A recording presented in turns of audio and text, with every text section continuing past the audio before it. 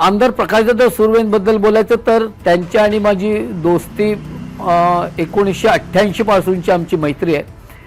त्यावेळेला काही कारणानिमित्त त्यांची आणि माझी भेट त्यावेळेला झाली होती आणि त्याच्यानंतर दादांचा स्वभाव आणि दोस्ती बघून म्हणजे आमची एवढी घट्ट मैत्री झाली की तेव्हापासून आजपर्यंत आम्ही एकत्र आहोत। त्यावेळेला नुसते मैत्री होती आमची।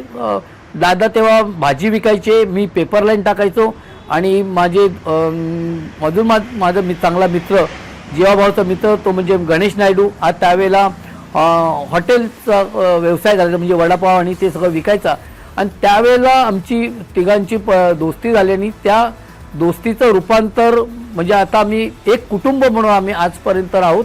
आणि आज सुद्धा जे आम्ही पक्षामध्ये ओढल्या गेलो त्यावेळेला आमच्यावर छगन भुजबळ साहेबांनी खूप जास्त आम्हाला प्रेम दिलं। आम्हाला त्यावेळेला काँग्रेसमध्ये आम्ही छगन भुजबळ साहेबांबरोबर होतो आणि त्याच्यानंतर मग आम्ही राजकारणामध्ये ओढल्या गेलो आणि दादा आणि आम्ही कधीच वेगळं आम्ही आजपर्यंत कधी झालेलो नाही आहे आणि भविष्यात सुद्धा मला वाटत नाही की आमची दोस्ती जशी आहे तशीच एकमेकाच्या दुःखामध्ये सहभागी होणं म्हणजे 24 तासात कधी एकमेकाला फोन करून आपण आपल्या घरच्या भावाला जसं सांगतो तशाप्रमाणे दादांनी आमच्यावर मोठ्या भावापर्यंत प्रेम केलेलं आहे आणि दादाला मी नेहमी माझा मोठा भाऊ म्हणून असंच संबोधतो आणि आमच्या तोंडातून नेहमी दादाच शब्द निघतो आणि दादांची दोस्ती आणि दादांचं प्रेम हे कायम माझ्यावर आणि माझ्या कुटुंबियावरमध्ये सतत आहे।